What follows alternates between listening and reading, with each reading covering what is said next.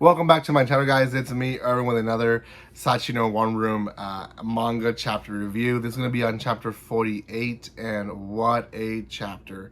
I didn't even find out until the end of it that it was actually the ending of the volume 8 of the series, and it was a lengthy chapter. I will say that. It was more lengthier than most chapters.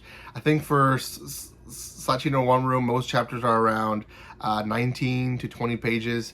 This one was almost 40 pages. It was like 30 something pages. So lengthy chapter. Not a lot of stuff happened, I will say that, but quite a bit of changes. Now, before anything, if you have not done so by now, make sure you subscribe to my channel. Sachi-iro One Room is probably the longest running series, where if you go to chapter 1, I probably was in 2-3 different houses before this one. So go check those out if you guys want to. Have quite a bit of Sachi videos, but also other manga chapter reviews like Earthchild and Elusive Samurai and other stuff that I'm doing chapter by chapter. So go check those out in my channel. They're out now, and I'm excited to be busting more stuff out for you guys as much as possible. Okay, like I said, today is about Sachi-iro One Room chapter 48. And we start off with Sachi and Haru actually meeting up with the detectives. I almost thought that they were escaping in chapter 47, but they actually met up back with the detectives. And the detectives and Haru and Sachi go back to the apartment complex where they're living. And again, Haru and Sachi are in one room, and the detectives are in the other room. Well, the detectives decide to have a boys' night, and they invite Haru over, and Haru is hesitant, but eventually does go. And the detectives' goal is essentially trying to pick Haru's head. You know, what is Haru's story? And they don't really get much out of it, but we do learn a little bit about the detectives. One, the young detective and the boss, he was a cop at one point and realized that being a cop wasn't really saving lives as much as enforcing the law. And obviously that's what a cop's job is, but his motto or his goal in life was to serve under the law to save people, because a cop once saved his life. So he decided to quit his cop job and became what he is now, a detective. And he explained to Haru, like, I'm here to save not just Sachi, but now I'm also here to save you.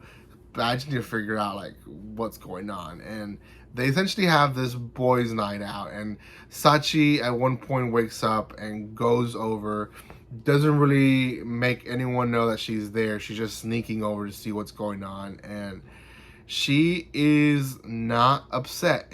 She's reminded of her younger self again, where she used to be really upset of being excluded of the conversations or of just stuff in general. And she's like, now I don't feel too bad. Like she has different feelings. She's looking at Haru. She thinks that Haru's enjoying it. We don't really know if Haru's really enjoying his night, but in her eyes, he's enjoying it, and she's happy for him. She's happy that he's enjoying his night. Then she goes back to sleep, and she shows up in the morning because Haru still didn't show up. Now, this is where it gets interesting. The second detective opens the door, and she immediately smells alcohol, and she tells him, like, you're reminding me of my abusive father. And he's like, whoa, whoa, whoa, whoa. Not because people drink doesn't mean we get abusive. Like, most of us that drink are not abusive. That comes before drinking, right? That's just him, that he was probably hiding and pushing in, and now it's released because he's drunk.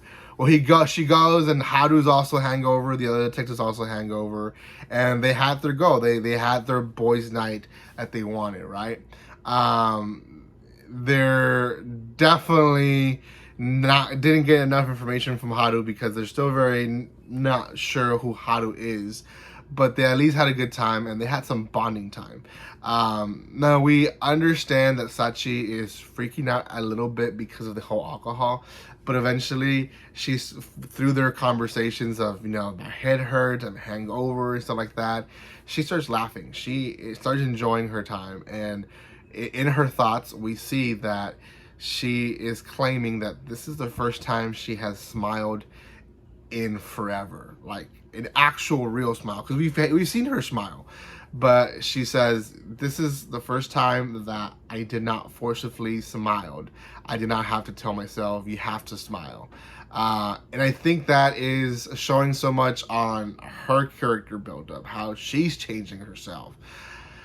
Well, we then kind of get moved into the cop situation. Remember, the cops are still investigating Sachi's thing. Mom's not too happy about her running away, and we've learned this because of chapter 47 or chapter 46, that it's really because of grandma, not because of her not being happy about it.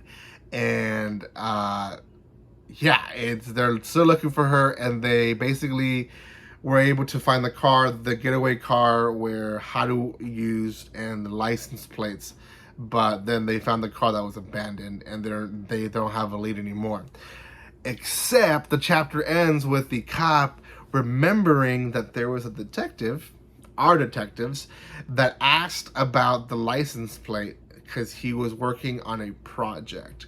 So now the cops do have a lead, which is essentially these detectives. They know something that they might not be telling them, and they might know where Haru is, which obviously they do. So I'm gonna be honest, it feels like the next volume is gonna be a push on these detectives kind of fighting their will of, should we follow the law or should we try to save lives?